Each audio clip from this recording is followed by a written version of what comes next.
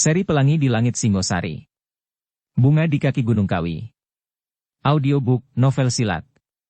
Cerita, Esa Mintarja. Bab 35. Ken Arok, bertanya Mahisa Agni kemudian. Kenapa kuda sempana itu berkeliaran di padang ini? Bukankah kau sekarang menjadi kawan selingkungannya di istana?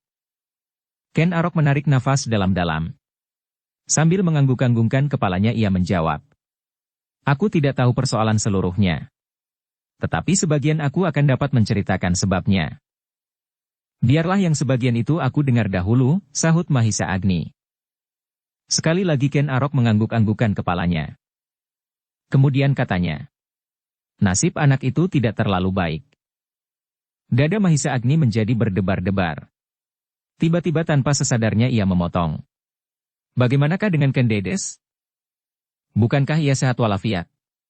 Anak itu tidak terlalu baik. Ken Arok mengangguk. Jawabnya. Gadis itu sehat-sehat saja. Di manakah gadis itu sekarang? Di istana Tumapel. Heh. Mahisa Agni terkejut. Kenapa di istana? Apakah kuda sempana tinggal di istana pula? Itulah sebagian yang aku ketahui. Tentang gadis itu dan tentang kuda sempana. Mahisa Agni mengerutkan keningnya. Baginya terdengar aneh bahwa Ken Dedes berada di istana Tumapel. Ah, desahnya di dalam hati. Ternyata Tunggul Ametung benar-benar berusaha melindungi kuda sempana. Disembunyikannya Ken Dedes itu di istana sampai mereka melahirkan anaknya yang pertama, untuk menghindarkan kuda sempana dari setiap kemungkinan yang berbahaya. Sesudah itu, maka semuanya akan menjadi baik bagi kuda sempana. Tetapi kenapa kuda sempana itu berkeliaran di sini dalam keadaan yang kusut? Pertanyaan itu ternyata semakin menyentuh hatinya, sehingga sekali lagi ia berkata. Katakanlah Ken Arok. Katakanlah apa yang kau ketahui itu tentang kuda sempana dan Ken Dedes. Ken Arok menarik nafas dalam-dalam. Tampak keningnya berkerut-kerut. Terbayanglah di wajahnya perasaannya yang gelisah. Menurut pengetahuannya, Mahisa Agni adalah kakak Ken Dedes, sehingga ia menjadi ragu-ragu sejenak untuk mengatakan apa yang telah terjadi atas adiknya itu. Tetapi karena Mahisa Agni selalu mendesaknya, maka terloncat pulalah cerita tentang Ken Dedes di Tumapel. Cerita sejak Ken Dedes sampai di istana, sejak mereka berdua, Ken Arok dan Witantra dipanggil menghadap aku, tentang Witantra yang harus masuk ke dalam arena atas nama Tunggul Ametung. Namun dengan kecewa Ken Arok itu kemudian berkata. Tetapi sayang. Ternyata Tunggul Ametung itu mempunyai pamrih sendiri. Adikmu diambilnya. Berbagai perasaan bergolak di dalam dada Mahisa Agni. Ia bersyukur bahwa Ken Dedes telah terlepas dari tangan kuda sempana. Namun ia tidak tahu perasaan apa yang berdentang-dentang di dalam dadanya itu, setelah ia mendengar bahwa Ken Dedes kini berada di istana bukan sebagai istri kuda sempana, namun karena gadis itu dikehendaki oleh Tunggul Ametung sendiri. Dalam pada itu, terdengar Ken Arok berkata, untunglah bahwa aku mengambilnya sebagai permaisurinya. Bukan sekedar sebagai seorang selir. Mahisa Agni terperanjat juga mendengar keterangan itu. Ken Dedes, seorang gadis pedesaan, telah diangkat menjadi permaisuri seorang aku yang besar dari Tumapel. Tetapi masih saja bergelora perasaan yang tidak menentu di dalam dirinya. Ia bergembira bahwa Ken Dedes menemukan tempat yang baik, namun ada juga kekecewaan yang dalam menusuk jantungnya. Ia sebenarnya mengharapkan Dedes kembali ke Panawijen. Tetapi ia akan menjumpai kepahitan di Panawijen, gumamnya di dalam hati. Ayahnya telah pergi, dan orang yang dicintainya telah pergi pula untuk selama-lamanya. Mahisa Agni pun kemudian menundukkan wajahnya. Direnunginya tanah yang kering di bawah kakinya yang bersilang. Dikais-kaisnya tanah itu dengan jari-jarinya seolah-olah ia ingin mengetahui, apakah tanah itu cukup subur untuk daerah pertanian. Namun hatinya bergumul dalam keadaan yang tidak menentu. Kebanggaan, kekecewaan, harapan dan putus asa, bergulat menjadi satu. Mahisa Agni itu mengangkat wajahnya ketika ia mendengar Ken Arok bertanya kepadanya. Bagaimana Agni? Apakah kau menjadi berbangga hati bahwa adikmu kini menjadi seorang permaisuri aku Tumapel? Mahisa Agni tidak segera menjawab. Adalah anugerah yang tiada taranya bagi seorang gadis dari Padepokan Panawijen. Adalah suatu kebanggaan buat keluarganya. Pahit getir yang dialami oleh orang tuanya, keprihatinan dan ketekunan pengabdiannya kepada sesama dan kebaktiannya yang tulus kepada Yang Maha Agung telah menempatkan putri tunggal itu dalam kedudukan yang baik. Tetapi jauh di sudut hatinya, Mahisa Agni masih mendengar jerit yang pedih dari perasaannya sendiri. Meskipun demikian perlahan-lahan ia menjawab. Aku berbangga Ken Arok. Ya, sahut Ken Arok. Adalah wajar bahwa kau dan keluargamu akan berbangga hati. Tetapi wajah Mahisa Agni sama sekali tidak membayangkan kebanggaan yang dikatakannya itu. Apalagi ketika diingatnya sumpah kutukan Empu Purwa, maka dadanya pun berdesir. Demikian marahnya orang tua itu, sehingga disumpahnya mereka yang telah ikut serta mengambil anaknya. Disumpahnya mereka bahwa mereka akan terbunuh dengan keris. Wajah Mahisa Agni menjadi semakin suram. Seandainya Ken Dedes dapat menemukan kebahagiaan sebagai seorang permaisuri, tetapi seandainya sumpah Empu Purwa itu pun akan berlaku, maka akan putus pulalah kebahagiaan itu. Tunggul Ametung adalah salah seorang dari mereka yang turut mengambil Ken Dedes, sehingga akan matilah ia ditusuk dengan keris. Tetapi kecemasan dan kegelisahan itu disimpannya di dalam hatinya, sehingga hati itu telah dipenuhi oleh berbagai perasaan yang tak dapat dilahirkannya. Perasaan yang mencengkamnya tentang gadis putri gurunya, tentang kekhawatirannya atas nasib gadis itu kemudian, dan atas banyak hal lagi yang tertimbun. Bahkan yang terucapkan dari mulutnya adalah, betapa besar terima kasihku kepada kalian. Kepada Witantra dan kepadamu. Betapa kalian telah berusaha menolong adikku itu dari lembah penderitaan di sepanjang hidupnya. Penderitaan yang tidak akan ada habis-habisnya. Tetapi kami tidak berhasil mengembalikannya kepadamu, sahut Ken Arok. Kami telah gagal sebagian dari maksud kami memisahkannya dari kuda sempana. Karena Tunggul Ametung sendiri ternyata menghendakinya. Mudah-mudahan nasibnya akan menjadi lebih baik, gumam Mahisa Agni. Mudah-mudahan, sahut Ken Arok. Menurut pendengaranku, Tunggul Ametung akan datang kepada ayah gadis itu untuk memintanya. Mahisa Agni terkejut. Namun tiba-tiba wajahnya menjadi suram. Jauh lebih suram dari wajah itu sebelumnya. Dari antara giginya terdengar ia berdesis, kemudian menggelengkan kepala sambil berkata, tak ada gunanya. Ken Arok mengerutkan dahinya, kini ialah yang menjadi terkejut mendengar desis Mahisa Agni itu, sehingga ia bertanya. Kenapa? Mahisa Agni menggigit bibirnya. Sorot matanya jauh menembus ke dalam keremangan malam yang kuning oleh cahaya bulan yang redup. Ayah gadis itu tidak ada lagi di padepokannya. Apakah ia belum kembali? Bertanya Ken Arok. Pada saat gadis itu diambil oleh kuda sempana, ayahnya memang tidak tampak di rumahnya. Sudah. Orang tua itu sudah kembali, jawab Mahisa Agni. Tetapi setelah ia mendengar bahwa anaknya itu hilang, anak yang dikasihinya melampaui segala isi dunia ini yang lain, maka orang tua itu mengalami keguncangan perasaan yang tak terkendali. Apakah syarafnya terganggu? Mahisa Agni mengangguk. Gila? Tidak sejauh itu. Ia adalah seorang pendeta yang taat-taat kepada kewajibannya, berkata Mahisa Agni dalam nada yang rendah. Hanya karena ketebalan hatinya lah maka orang tua itu tidak menjadi gila. Ia pasti akan dapat menemukan ketenangannya kembali dalam kebaktiannya kepada Yang Maha Agung. Tetapi kejutan pertama dari berita itu telah mendorongnya untuk meninggalkan padepokannya. Ia ingin melupakan segala-galanya. Kepahitan yang paling pahit dalam hidupnya. Ken Arok menganggukkan kepalanya, gumamnya. Kasihan orang tua itu. Untunglah ia dapat menemukan penghibur dalam dirinya sendiri. Kalau tidak, ia pasti tidak akan hanya sekedar menyingkir dari padepokannya. Bukankah ia sekaligus gurumu? Mahisa Agni mengangguk. Kalau orang tua itu marah, maka ia akan dapat berbuat hal-hal yang mengerikan. Pasti tidak akan dilakukan. Ken Arok terdiam sesaat. Kemudian katanya. Aku mengharap kau akan dapat mewakilinya. Bukankah kau muridnya, tetapi juga putranya? Mahisa Agni menggeleng. Bukankah gadis itu adikmu? Atau saudara sepupu? Sesaat Mahisa Agni menjadi bingung. Ia tidak segera menemukan jawaban atas pertanyaan itu, sehingga Ken Arok mendesaknya. Bagaimana? Kau akan dapat mewakili ayahmu. Menerima aku itu sebagai wakil orang tuanya, merestui perkawinan adikmu. Jangan.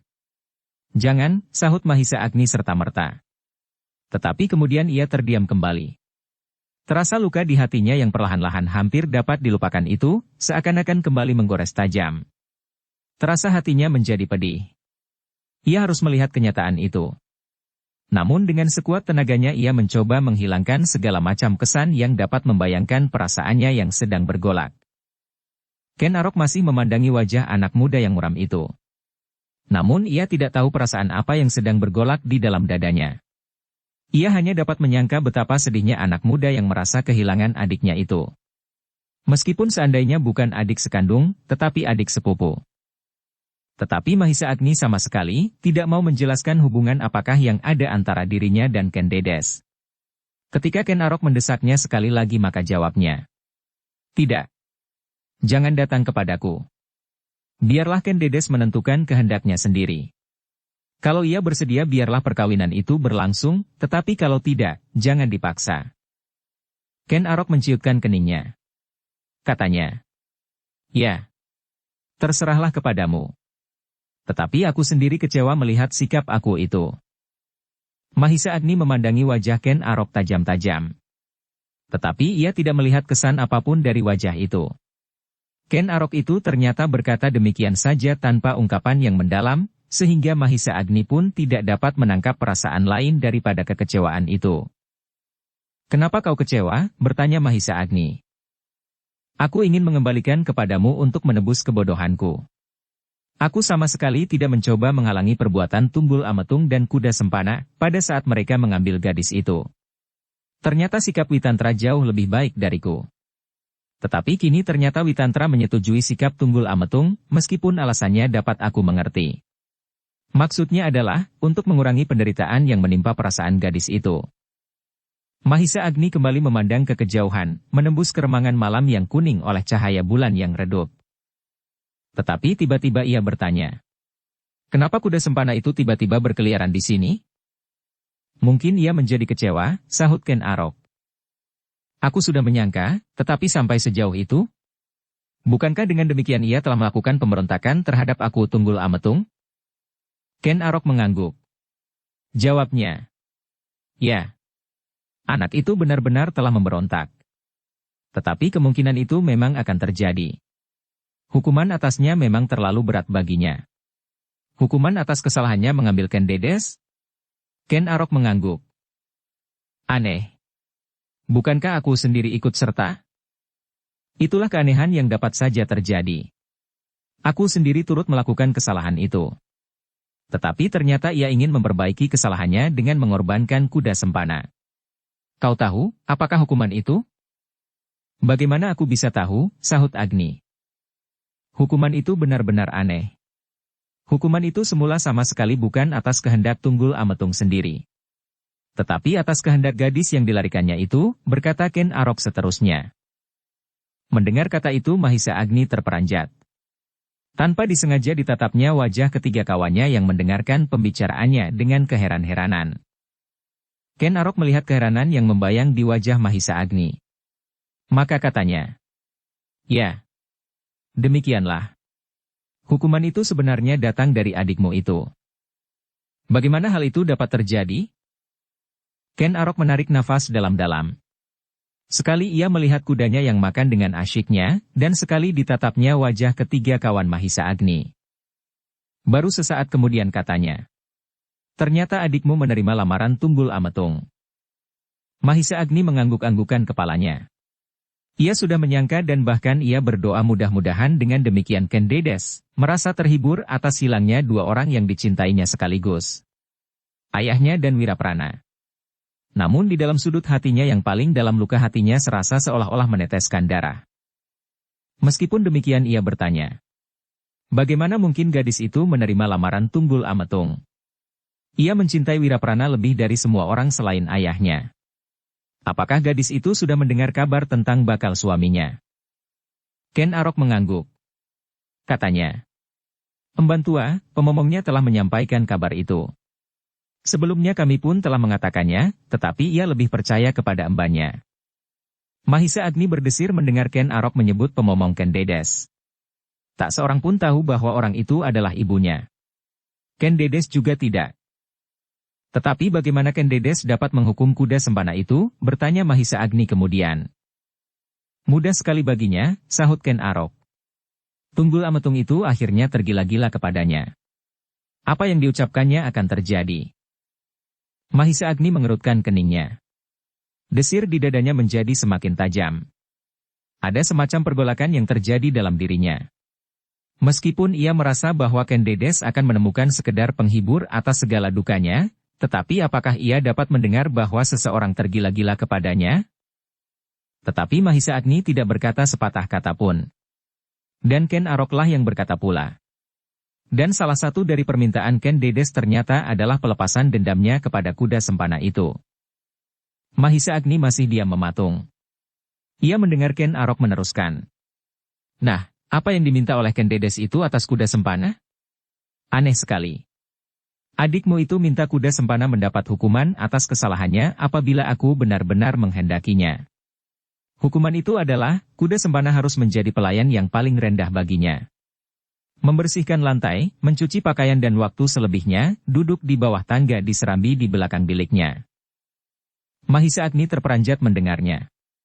Benar-benar terperanjat. Apalagi ketika Ken Arok meneruskan.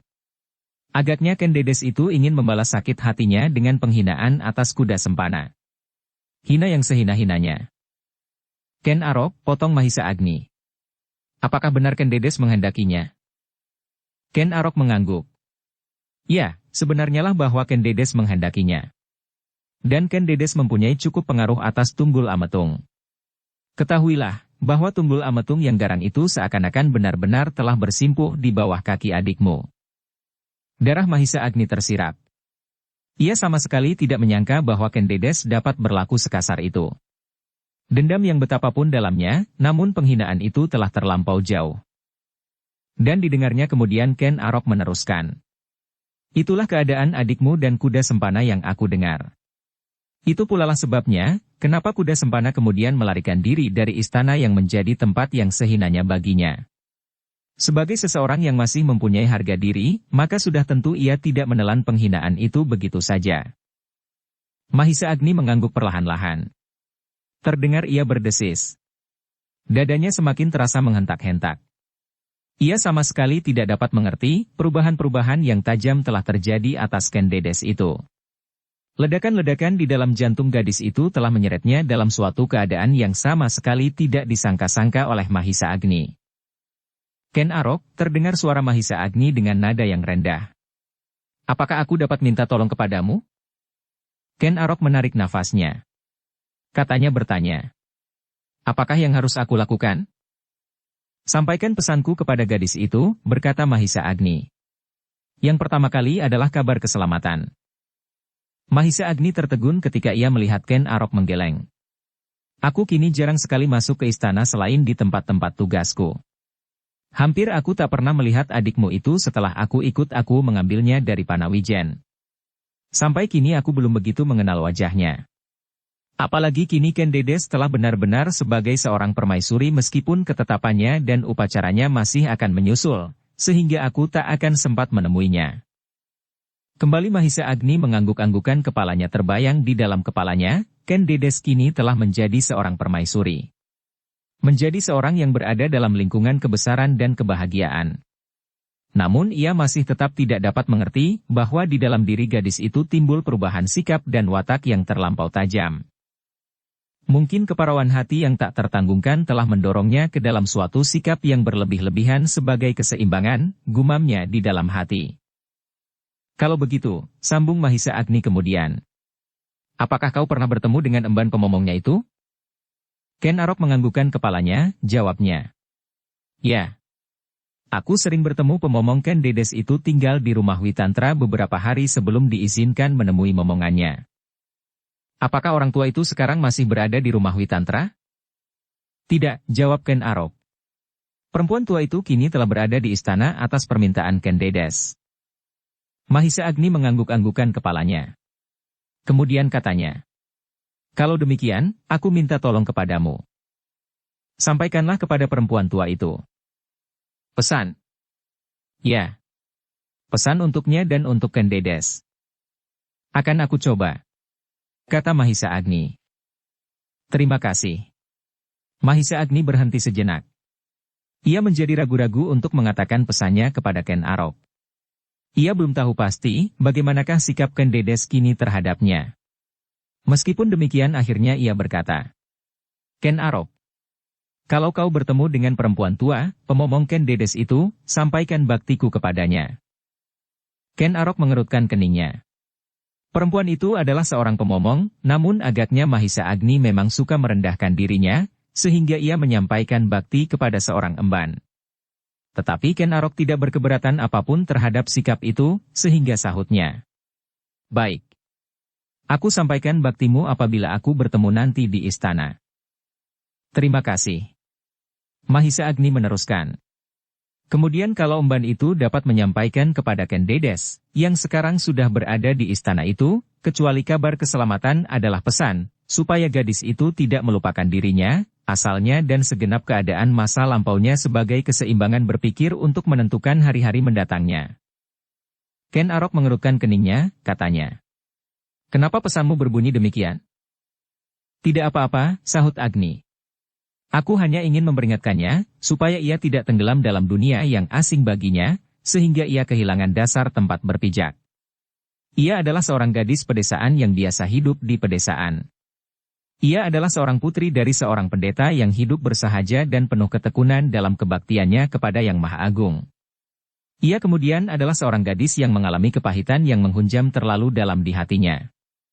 Nah, semua peristiwa-peristiwa itu akan dapat mengguncangkan keseimbangan antara perasaan dan pikirannya. Yang kini dapat kita lihat adalah sikapnya terhadap kuda sempana. Bagaimanapun juga dendam tersimpan di dadanya, namun dengan penghinaan yang berlebih-lebihan itu, Ken Dedes telah melakukan kesalahan menurut penilaianku. Ken Arok menganggukkan kepalanya. Ia dapat mengerti pesan itu. Dan ia dapat membenarkannya. Betapa bencinya kepada kuda sempana, namun Ken Arok heran juga melihat hukuman yang dijatuhkan atas anak muda itu. Lebih baik kuda sempana digantung di alun-alun, atau dirajam dengan panah daripada dihinakan sedemikian rendah. Karena itu, adalah sudah sewajarnya apabila anak muda itu meninggalkan istana. Tetapi Tunggul Ametung tidak dapat mempertimbangkannya lagi.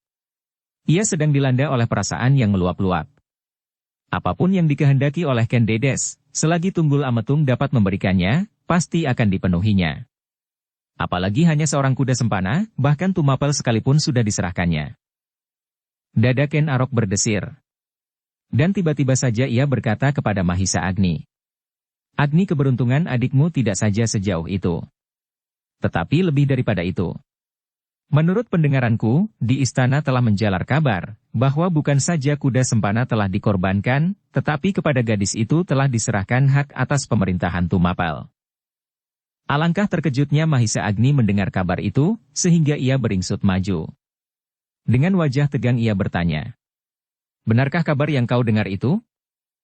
Aku benar-benar mendengar kabar itu, sahut Ken Arok. Tetapi kebenaran atas kabar itulah yang aku tidak tahu. Mahisa Agni menarik nafas dalam-dalam, kalau kabar itu benar-benar terjadi, maka alangkah besar karunia atas gadis itu. Karunia yang diterimanya lewat kepahitan dan kedukaan. Mahisa Agni menarik nafas dalam-dalam. Namun luka di hatinya serasa menjadi semakin dalam. Dalam nada yang rendah ia berkata, berbahagialah anak itu. Mudah-mudahan ia menemukan masa depan yang baik. Kalau benar kabar yang kau dengar Ken Arok, bukankah berarti bahwa Ken Dedes akan mendapat kesempatan menurunkan aku-aku berikutnya? Ken Arok mengangguk. Ya. Itulah adalah suatu karunia yang tiada taranya. Keduanya kemudian terdiam untuk sesaat. Kembali bergelut di dalam dada Mahisa Agni berbagai perasaan. Bangga, gembira, sedih, dan kecewa. Ia bersyukur kepada Yang Maha Agung atas karunia itu, namun ia menjadi cemas. Apakah kebahagiaan itu akan dapat kekal sepanjang umur Ken Dedes, di samping perasaannya sendiri yang masih saja menyentuh-nyentuh hati. Perasaan seorang lelaki terhadap seorang perempuan. Namun baik Mahisa Agni maupun Ken Arok tidak mengetahui, apakah yang telah mendorong Tunggul Ametung terbenam dalam keadaannya itu. Tunggul Ametung telah disilaukan oleh cahaya yang seakan-akan memancar dari tubuh gadis padepokan Panawijen itu. Cahaya yang hanya dapat dilihatnya sendiri.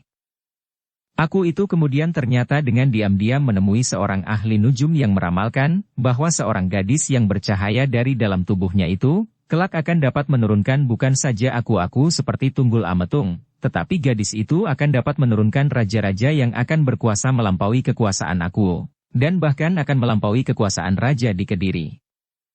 Ramalan itulah yang mendorong Tunggul Ametung untuk berbuat seperti orang yang kehilangan kesadaran. Setiap patah kata yang diucapkan oleh Ken Dedes pasti akan berlaku baginya, melampaui semua undang-undang dan peraturan yang telah ada. Kembali untuk sejenak mereka terbenam dalam kediaman. Angin malam yang lembut mengalir mengusap tubuh mereka yang basah karena keringat. Daun-daun perdu berdesir seperti sedang melakukan lagu yang rawan. Mahisa Agni menundukkan kepalanya. Di dalam dadanya bergetar berbagai persoalan yang saling membelit.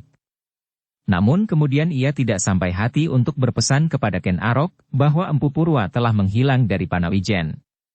Ada banyak pertimbangan yang mengurungkan niatnya untuk mengucapkan pesan itu. Ia tidak sampai hati untuk membuat luka di hati Ken Dedes menjadi semakin parah, dan ia tidak sampai hati pula untuk mengganggu ketentraman dan kebahagiaan yang sedang berada di ambang pintu hati gadis itu. Tiba-tiba Mahisa Agni terkejut ketika Ken Arok itu berdiri. Katanya, "Aku tidak akan terlalu lama tinggal di sini. Apakah kau akan kembali ke Tumapel?" Ken Arok mengangguk. "Iya," jawabnya. "Pekerjaanku sebagian sudah selesai. Aku sudah tahu siapakah yang menamakan dirinya hantu karautan itu kini. Hanya cukup mengetahui saja." Ken Arok tersenyum. "Tentu tidak," katanya. "Bukankah kau juga tidak akan membiarkannya?" Mahisa Agni pun tersenyum pula, ia pun kemudian berdiri dan berkata, "Tetapi aku Tumapel tidak akan membiarkan pemberontakan ini meluas. Hantu karautan itu ternyata bukan saja seorang hantu, tetapi ia adalah seorang pemberontak. Salahnya sendiri. Nafsunya terhadap gadis itu terlampau berlebih-lebihan. Sehingga akhirnya ia sendiri terjerumus dalam kesulitan karenanya. Tetapi akibatnya tidak hanya melihat diri kuda sempana. Tetapi padang ini akan menjadi daerah yang menakutkan kembali. Mudah-mudahan tidak berlangsung terlalu lama. Aku akan mengadakan perondaan di daerah ini apabila aku mengizinkan beberapa orang prajurit. Mungkin Witantra akan menaruh perhatian pula atas hantu karautan ini." "Mudah-mudahan," desis Mahisa Agni. Namun angan-angannya telah menjorok jauh meliputi rencana pembuatan bendungan ini. Kuda Sempana adalah seorang yang perkasa. Ia tidak akan dapat menjadi sedemikian kuatnya dengan tiba-tiba. Ia pasti mempunyai seorang guru, dan bahkan saudara seperguruan yang telah pernah dikenalnya dalam perjalanannya dari lereng Gunung Semeru. Apakah mereka akan membiarkan kuda Sempana hidup dalam keadaannya itu, meskipun gurunya adalah seorang guru upahan? Apakah kuda Sempana tidak dapat menjanjikan sesuatu kepada guru serta saudara-saudara seperguruannya untuk bantuan mereka kepadanya? Yang pertama-tama akan mengalami kesulitan adalah dirinya dan rencana bendungannya. Kemudian apabila kuda Sempana berhasil mengumpulkan murid-murid dari saudara-saudara seperguruannya, yang memakai cara yang sama dengan gurunya sendiri dalam mendapatkan ilmunya, maka kuda Sempana tidak dapat diabaikan dalam tata pemerintahan aku Tunggul Ametung. Mahisa Agni itu pun kemudian mengangkat wajahnya ketika ia mendengar Ken Arok berkata, "Agni, aku akan kembali ke Tumapel. Sudah tentu aku akan menyampaikan apa yang kau ketahui tentang hantu karautan ini kepada aku Tunggul Ametung. Aku kemudian akan menjalankan perintahnya. Apakah aku akan mendapat perintah untuk menangkapnya, atau aku hanya sekedar menjadi penunjuk jalan bagi prajuritnya yang akan menangkap kuda Sempana itu? Bukankah kau berkepentingan langsung Ken Arok? Sebab nama hantu karautan itu pasti akan menyangkut namamu. Tak seorang pun yang tahu bahwa hantu karautan itu pernah berganti." Mahisa Agni tersenyum sambil menganggukkan kepalanya, meskipun senyumnya muram. "Sudahlah," berkata Ken Arok. "Pergilah ke Tumapel kalau kau ingin bertemu dengan adikmu. Mungkin aku tidak akan berkeberatan." "Terima kasih," sahut Mahisa Agni. Namun hatinya berkata, "Tak akan ada artinya. Pertemuan yang demikian itu hanya akan menambah parah perasaanku." Ken Arok itu pun kemudian meloncat ke atas punggung kudanya, dan sambil menyentuh perut kudanya dengan tumitnya ia berkata, "Sampai bertemu Agni." Kepada ketiga kawan Mahisa Agni, Ken Arok berkata sambil tertawa. Jangan takut terhadap hantu karautan. Hantu itu sekarang sudah jinak. Ketiga kawan Mahisa Agni pun menganggukkan kepalanya. Terdengar Sinung Sari berkata, selamat jalan.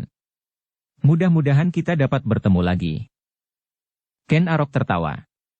Sementara itu kudanya sudah mulai bergerak maju menusuk keremangan malam.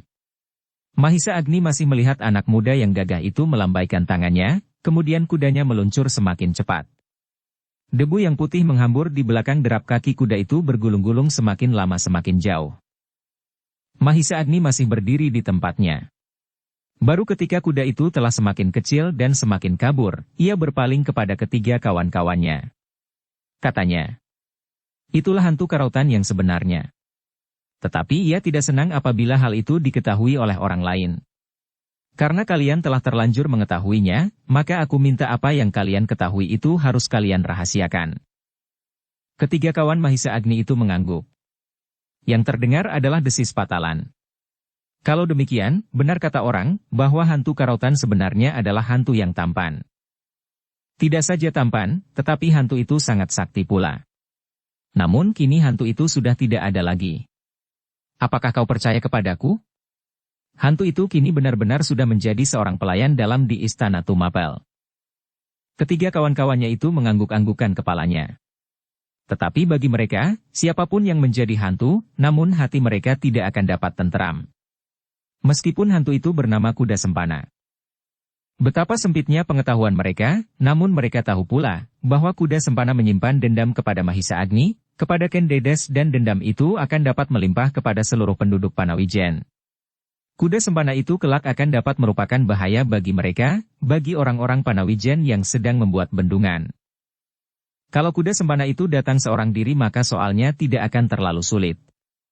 Ternyata sampai saat ini Mahisa Agni masih dapat mengatasinya. Tetapi bagaimana kalau Kuda Sempana itu kemudian mendapat kawan dalam penumpahan dendamnya? Dalam keadaannya maka Kuda Sempana tidak akan memilih kawan. Mungkin para penjahat, para perompak dan para penyamun. Mungkin orang-orang jahat yang sedang menjadi buruan. Dan hati mereka, kawan-kawan Mahisa Agni itu, pasti akan menjadi semakin kecut apabila mereka mengetahui apa yang sedang diperhitungkan oleh Mahisa Agni, yaitu kawan-kawan seperguruan Kuda Sempana beserta murid-muridnya dan bahkan gurunya pula. Tetapi Mahisa Agni tidak mengatakannya kepada ketiga kawan-kawannya itu. Ia menyadari akibatnya apabila kawan-kawannya mengetahui tentang Kuda Sempana beserta perguruannya. Bahkan kemudian ia berkata, nah, sekarang kalian telah melihat sendiri bahwa yang menamakan diri hantu karautan itu tidak lebih dari Kuda Sempana. Karena itu jangan takut. Mudah-mudahan aku akan dapat mencegahnya apabila ia mencoba mengganggu pekerjaan kita. Ketiga kawan-kawannya mengangguk.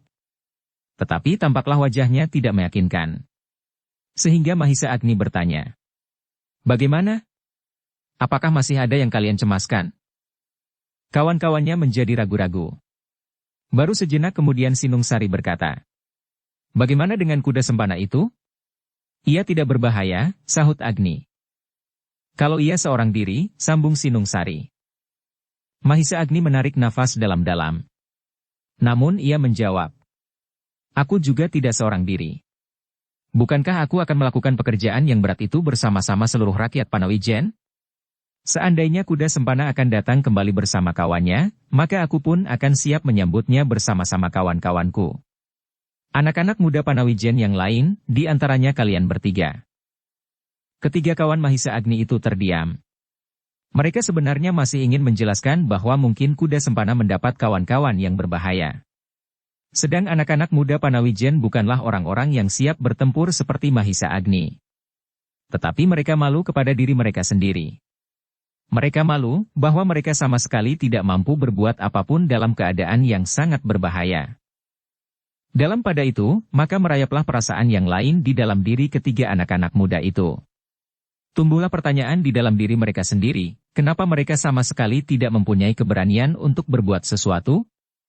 Apakah mereka masih juga akan tetap berdiam diri seandainya kelak datang Kuda Sempana bersama para penyamun, penjahat dan perampok mencelakai Mahisa Agni?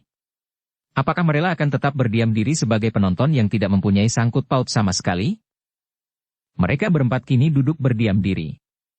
Masing-masing terbenam dalam angan-angan yang berbeda-beda. Mahisa Agni dengan gambaran-gambaran tentang bendungan, kuda sempana, saudara-saudara seperguruannya, sedang ketiga kawannya sedang mencoba melihat ke diri mereka masing-masing. Namun terasa bahwa mereka kini menjadi sangat malu kepada diri mereka sendiri, kepada Mahisa Agni dan kepada Ken Arok. Juga kepada kuda sempana. Tiba-tiba menyalalah di dalam hati mereka, suatu tekad yang belum pernah dimilikinya sejak. Mereka menyadari diri mereka, sejak mereka masih kanak-kanak. Kita harus berbuat sesuatu apabila bahaya datang menimpa kita kembali. Kita tidak boleh menyerahkan diri kita kepada orang lain, kepada pertolongan yang belum pasti akan datang pada waktunya. Kita tidak boleh menggantungkan diri kepada kekuatan di luar diri kita sendiri. Diri pribadi kita, dan diri kita dalam satu kesatuan. Rakyat Panawijen. Angin malam masih berembus mengusap tubuh mereka. Semakin lama semakin terasa, dingin malam menyentuh-nyentuh. Embun yang sejuk turun perlahan, hinggap di dedaunan dan pada batang-batang rumput kering. Di kejauhan terdengar suara burung kedasih melas asih, seperti ratapan biung yang kehilangan anaknya. Bulu kuduk kawan-kawan Mahisa Agni meremang. Bunyi burung kedasih mempunyai kesan yang khusus. Terasa malam menjadi semakin muram. Ketika mereka menyadari diri kembali, dan mereka melihat Mahisa Agni duduk merenungi bara api yang sudah semakin muram pula, sekali lagi perasaan malu hinggap di sudut hati mereka. Bunyi burung kedasih adalah bunyi yang dikenalnya sejak kecil. Dan burung itu tidak akan dapat mengucapkan bunyi yang lain daripada bunyi itu. Bahkan jantung mereka pasti akan berhenti berdegup apabila mereka mengetahui bahwa seekor burung kedasih bersiul dengan nada suara burung kutilang. Tetapi mereka terkejut ketika tiba-tiba saja mereka mendengar suara membelah sepi malam. Aku sudah mengantuk. Ketiga kawannya menarik nafas. Patalan mengeluh. Kau mengejutkan kami, Mahisa Agni. Mahisa Agni mengerutkan keningnya, kemudian sambil tersenyum ia menjawab. Kalian membuat bayangan-bayangan yang aneh di dalam hati kalian, sehingga kalian menjadi sangat mudah terkejut. Kawan-kawannya tidak menjawab. Mahisa Agni telah menebak dengan tepat. Nah, sekarang marilah kita tidur. Bersama-sama, bertanya Jinan. Ya. Kenapa? Bagaimana kalau ada bahaya yang mendatang selagi kita tidur? Mahisa Agni menganggukkan kepalanya. Jawabnya. Bagus, marilah kita bergantian. Aku dan dua di antara kalian akan tidur dahulu. Siapa yang pertama bangun? Berdua-dua, sahut Sinungsari. Supaya ada kawan bercakap-cakap. Baik, jawab Agni. Siapa yang tidur kemudian atau dahulu bersama aku? Aku, jawab ketiganya hampir bersamaan. Mahisa Agni menarik nafas panjang sekali. Ternyata mereka masih saja dikuasai oleh kecemasan. Karena itu maka katanya. Jadi apakah kalian bertiga berjaga bersama aku dahulu, kemudian kalian bertiga berjaga lagi sesudah itu bersama aku pula? Sehingga dengan demikian kita semuanya tidak jadi beristirahat bergantian? Ketiga kawan Mahisa Agni menundukkan kepalanya, mereka masing-masing ingin mendapat giliran bersama Mahisa Agni. Namun mereka tertawa juga di dalam hati mendengar kata-kata Mahisa Agni itu. Tetapi tiba-tiba mereka mendengar Mahisa Agni itu berkata, tidak perlu berjaga-jaga bergantian. Kenapa? Bertanya Sinungsari. Lihat, fajar telah membayang di langit. Sebentar lagi kita akan melihat matahari terbit. Ketiga kawan Mahisa Agni menarik nafas dalam. Ketika mereka hampir bersamaan mengangkat wajah mereka dan melihat warna semburat merah membayang di ujung timur, hati mereka tiba pula menjadi sejuk, seakan-akan mereka terbangun dari sebuah mimpi yang menakutkan. Desah Patalan. Kita telah dibebaskan dari malam yang mengerikan. Mahisa Agni tidak menjawab meskipun ia menjadi sedih melihat kenyataan itu. Kenyataan tentang kawan-kawannya dan anak-anak Panawijen pada umumnya. Namun yang dikatakannya adalah, ya, kita telah melampaui malam yang akan sangat berkesan ini. Tetapi pekerjaan kita belum selesai. Kita masih harus berjalan menyusur sungai ini. Dada ketiga kawan Mahisa Agni berdesir. Kita meneruskan perjalanan, bertanya Sinungsari. Apakah kita akan kembali tanpa hasil apapun, bertanya Mahisa Agni kembali. Sinungsari terdiam. Mereka memang pergi untuk mencari kemungkinan membuat bendungan. Bukan sekedar bertamasya di padang karautan. Namun hatinya masih juga dibayangi oleh peristiwa semalam, meskipun kini di sudut hatinya telah tumbuh keinginan untuk tidak sekedar menonton saja, apabila peristiwa itu terulang kembali atas Mahisa Agni. Namun mereka masih belum memiliki keberanian untuk itu. Karena Sinungsari tidak menjawab, maka Mahisa Agni meneruskan. Kita adalah duta dari rakyat Panawijen. Duta yang harus dapat menyelesaikan pekerjaan kita. Bukan duta yang harus melamar gadis-gadis cantik, bukan duta untuk menyampaikan bulu bekti dan persembahan, tetapi kita adalah duta-duta yang akan menentukan hidup dan mati rakyat kita. Duta yang akan menjadi tempat bergantung bagi masa depan. Kalau kita yang muda-muda ini gagal melakukan tugas kita, maka kita semuanya akan tenggelam dalam kegelapan. Ketiga kawan-kawannya menundukkan kepalanya. Mereka dapat mengerti kata-kata itu. Mereka sependapat dengan Mahisa Agni, tetapi keadaan mereka sebelumnya telah terlampau banyak mempengaruhi sifat-sifat mereka, sehingga mereka tidak mendapatkan keseimbangan antara tekad mereka dan keberanian mereka. Sementara itu langit menjadi semakin lama semakin terang. Cahaya yang kemerah-merahan di timur, semakin lama menjadi sesaat semakin jelas, dan kemudian matahari yang cerah mulai menampakkan dirinya di punggung bukit. Kalian lihat matahari, bertanya Mahisa Agni. Kembali ketiga kawannya menengadahkan wajahnya. Cahaya yang masih kemerah-merahan tercurah ke wajah-wajah mereka. Sebentar lagi kita akan berjalan kembali. Kalau kalian masih ingin beristirahat, beristirahatlah sebentar. Mungkin kalian ingin makan atau minum lebih dahulu. Ketiga kawannya mengangguk. Kini tiba-tiba terasa perut mereka menjadi sangat lapar. Jinan segera mencoba mencari sisa-sisa bara yang masih ada di perapian, dihembus-hembusnya bara itu dan ditaruhkannya beberapa genggam rumput kering ke atasnya. Ketika kemudian api menyala kembali meskipun kecil, mereka meletakkan makanan yang mereka bawa ke atas api itu. Sesudah mereka selesai dengan makan, maka segera Mahisa Agni bersiap kembali untuk berangkat. Kawannya telah mengumpulkan alat-alat yang mereka bawa sebagai bekal di perjalanan. Bumbung-bumbung kecil, bahan-bahan makanan dan beberapa macam barang yang lain. Ketika matahari kemudian merayap semakin tinggi, maka keempat orang itu kembali menempuh perjalanannya, dengan segan ketiga kawan Mahisa Agni menyeret kaki-kaki mereka sambil mengeluh di dalam hati. Tetapi apabila mereka teringat kepada harapan yang disertakan kepada mereka oleh rakyat Panawijen, maka hati mereka menjadi besar kembali. Kini mereka berjalan menyusur sungai. Batu-batu padas menjorok di sana-sini, sehingga sekali-sekali mereka harus berloncatan dari batu ke batu. Pohon-pohon perdu yang rimbun kadang-kadang menghalangi mereka dan dengan pedang-pedang mereka, mereka terpaksa menebasi ranting-ranting kecil dan bahan-bahan yang melintang bujur di hadapan mereka, dibelit oleh tumbuh-tumbuhan yang merambat dan bahkan berduri. Tebing ini semakin tinggi, gumam Mahisa Agni. Ya, sahut kawannya. Perjalanan kita akan sia-sia. Belum tentu, jawab Agni. Mungkin di sebelah kita akan menemukan dasar sungai itu naik pula. Kawannya tidak menjawab. Mereka kini tinggal berjalan saja di belakang Mahisa Agni. Bahkan Jinan hampir-hampir telah menjadi berputus asa dan kehabisan tenaga untuk berjalan terus. Tetapi Mahisa Agni seakan-akan sama sekali tidak memperhatikan mereka itu. Ia berjalan terus, dan perhatiannya bulat-bulat tertuju kepada kemungkinan mendapat tempat untuk membuat bendungan. Matahari semakin lama semakin tinggi. Panasnya seolah-olah menembus sampai ke tulang. Keringat keempat orang yang berjalan di bawah terik panas itu seakan-akan diperas dari dalam tubuhnya. Namun sama sekali tidak tampak kelesuan di wajah Mahisa Agni. Dengan tekad yang menyala sepanas api, Mahisa Agni berjalan terus. Meskipun dahinya kadang-kadang tampak berkerut-kerut apabila dilihatnya jarak antara bibir tebing dan dasar sungai menjadi semakin jauh. Tetapi ia masih memiliki harapan seakan-akan tak akan kunjung padam, meskipun kadang-kadang dirayapi keraguan-raguan. Mereka berjalan terus di bawah panas cahaya matahari. Jinan yang berjalan di ujung paling belakang sekali terdengar mengeluh. Patalan dan Sinungsari masih juga berjalan dengan hati yang kosong dekat-dekat di belakang Mahisa Agni. Sekali-sekali Mahisa Agni berhenti, menjenguk sungai di sampingnya. Dari sela-sela rumput-rumput liar, batang-batang perdu dan ilalang, Mahisa Agni melihat air yang bening gemericik mengalir di antara batu-batu yang berserakan. Tiba-tiba ia terhenti. Dengan serta-merta ia berkata kepada kawannya.